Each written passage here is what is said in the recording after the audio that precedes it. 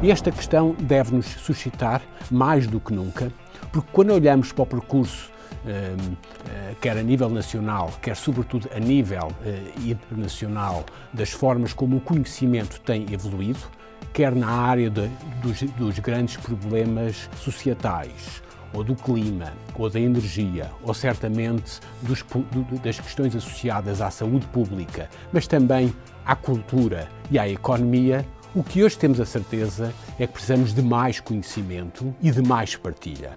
E a questão conjunta de ter mais e conseguirmos produzir mais conhecimento, mas também de o partilharmos mais, levou naturalmente a uma consciencialização coletiva da necessidade de reforçar as estratégias e as políticas nacionais e internacionais de apoio aos movimentos de ciência aberta.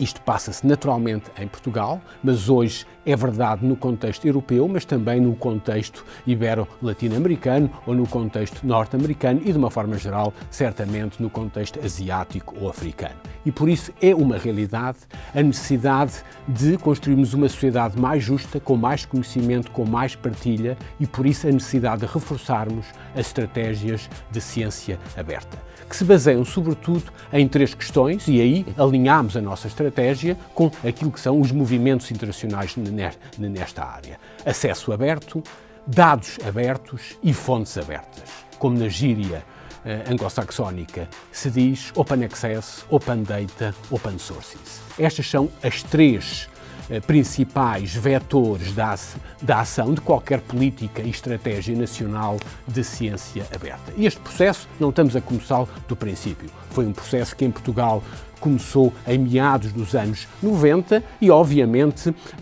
muitas vezes com bastante voluntarismo, e eu desde já agradecia a todos aqueles que se têm mobilizado nas suas instituições, nas suas regiões, nos seus locais, para concretizar desde iniciativas associadas à divulgação e à promoção de repositórios digitais e, de uma forma geral, à partilha do conhecimento. De facto, hoje vivemos em tempos de crescente socialização dos riscos, mas também de uma tendência bem conhecida de privatização dos retornos económicos do conhecimento. E por isso precisamos efetivamente de políticas de ciência aberta que garantam, estimulam e provoquem o acesso aberto à informação, o acesso aberto a dados e, portanto, a criação de fontes de dados abertas, mas também a utilização massiva de fontes abertas. E a questão da Política Nacional de Ciência Aberta prende-se, mais uma vez, num contexto internacional com 4 questões críticas que não são resolvidas a priori apenas num decreto-lei e que, por fim, como irão ver, implica uma cultura. Primeiro, a questão da avaliação, do recrutamento dos investigadores e dos docentes e do financiamento. Porquê? Os incentivos ao longo dos últimos anos, não apenas em Portugal, mas em todo o mundo, têm-se orientado sobretudo para privilegiar a individualização, sobretudo dos coordenadores de projetos, e beneficiaram, de uma forma geral, no contexto académico, o uso, diria, abusivo de métricas quantitativas de base bibliométrica, baseada em alguns fatores, como os fatores de impacto, que hoje a comunidade científica internacional nos últimos anos tem reconhecido sistematicamente que estão errados. E esse processo tem conduzido efetivamente à privatização do conhecimento. E por isso precisamos de impor, naturalmente, a cultura própria científica nas comunidades para abrir os processos de avaliação e respeitar, ou que respeitem, sobretudo, as condições de ciência aberta. Sabemos bem que estes processos também têm sido conduzidos a nível internacional, sobretudo na Europa, mas também noutros contextos, nomeadamente americanos e ibero-latino-americanos, com taxas de aprovação de projetos particularmente baixas, também em Portugal, o que levou, mais uma vez, a uma competição crescente dentro da comunidade académica e científica que originou, de facto, processos de crescente privatização. E por isso é preciso criar novos processos e induzir novos processos de avaliação dentro das instituições, dentro das agências de financiamento,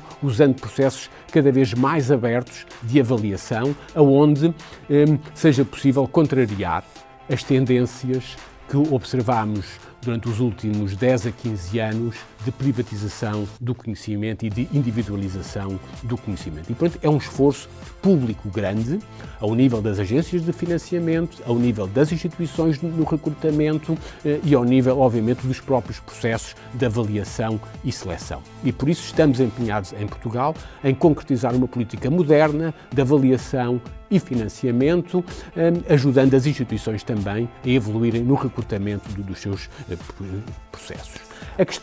A segunda questão crítica tem a ver com o acesso aberto às publicações, que é particularmente disfuncional a nível global e certamente que vai muito para além do nível nacional, porque é ainda hoje dominado por monopólios das editoras. E esse é um processo que se bate na escala internacional, num debate crescente e que temos, mais uma vez, de garantir gradualmente a adoção nos processos de avaliação de critérios claramente de publicação em fontes abertas. E é um processo particularmente exigente que, mais uma vez, requer uma cultura em todos os fóruns onde se realiza a avaliação. A terceira questão crítica é os dados e a formação de bases de dados verdadeiramente abertas, sobretudo por uma questão crítica, requerem competências próprias que, obviamente, muitas das comunidades científicas e dos cientistas e dos investigadores, em particular, que produzem os dados, não têm competências em gestão e na ciência dos próprios dados. É uma ciência que está a emergir, a ciência dos dados, as competências na gestão de grandes fontes de dados que exigem claramente uma formação crítica e que temos que ajudar gradualmente a comunidade científica nacional e internacional a adquirir competências na formulação e na disponibilização de grandes quantidades de dados. A quarta questão que vos trago, crítica para uma política nacional de ciência aberta, é a integridade científica na realização da atividade científica. E se essa integridade tem sido, sobretudo durante as últimas décadas, muito associada às questões da fraude científica, hoje vai muito para além disso. A integridade científica está cada vez mais associada também a processos de partilha e de considerar o conhecimento como um bem público. E essa é uma questão crítica, mais uma vez, a adquirir nas comunidades científicas, gradualmente, com processos de avaliação, de discussão, de debate público. Portanto, as 4 questões críticas hoje abordadas em qualquer política nacional de ciência aberta e também em Portugal, dizem respeito a estas 4 questões que resume o recrutamento e financiamento, a questão da disfunção do acesso aberto, a questão das competências na produção e disponibilização de grandes fontes de dados e a questão da integridade científica associada à partilha do conhecimento. E estas 4 questões mostram bem que a ciência aberta não se resolve por decreto-lei.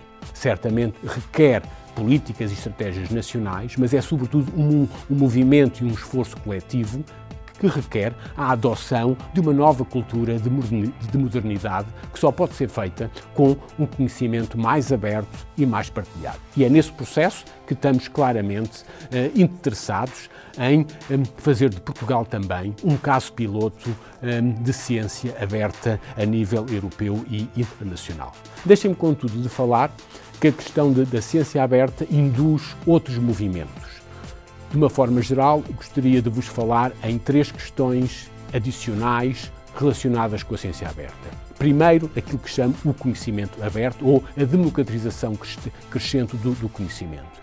Um verdadeiro processo de ciência aberta exige que o conhecimento chegue a mais. Em Portugal ainda temos só 40% dos jovens de 20 anos a frequentarem o ensino superior. Foi um avanço tremendo face àquilo que se passava há 30 anos. Mas é ainda um processo que temos de abrir o conhecimento, de facilitar que todos acedam ao conhecimento, de dar a oportunidade de acesso e de, efetivamente, democratizar o acesso ao conhecimento. É um processo que hoje podemos orgulhar de estarmos na média europeia, por um lado, mas também que temos de nos esforçar e consciencializar que temos muito trabalho a fazer. A segunda questão adicional é do conhecimento global. Hoje, a questão da ciência aberta ou do conhecimento aberto não se faz apenas numa instituição ou num local ou num país. Faz no contacto com o mundo e, por isso, nos espaços particularmente de relação de Portugal com o mundo e o seu posicionamento estratégico, nomeadamente no Atlântico, quer nas relações transatlânticas, particularmente com as Américas, certamente no espaço ibero-americano e também no espaço africano. E, portanto, perceber o conhecimento no mundo e a abertura do conhecimento num processo naturalmente crescente de globalização e numa sociedade crescentemente globalizada é algo que está intimamente ligada àquilo que é uma estratégia de ciência aberta. Terceiro, e por fim, referia-me ao impacto do conhecimento no desenvolvimento económico e social, àquilo que hoje se chama evoluir da ciência aberta para a inovação aberta.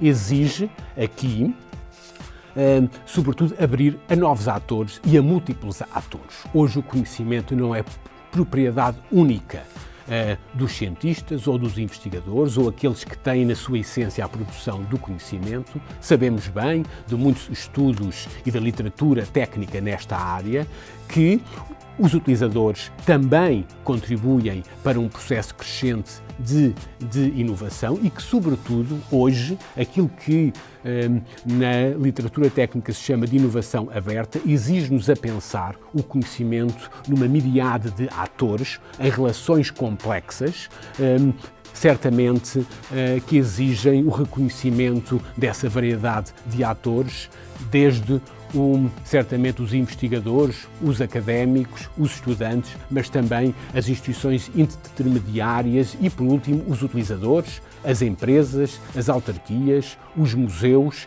e, por isso, uma miríade de diferentes instituições que têm de participar numa verdadeira estratégia de ciência aberta que leve à inovação aberta e, portanto, a uma partilha crescente do conhecimento, mas também à endogenização do impacto social e económico que o conhecimento tem.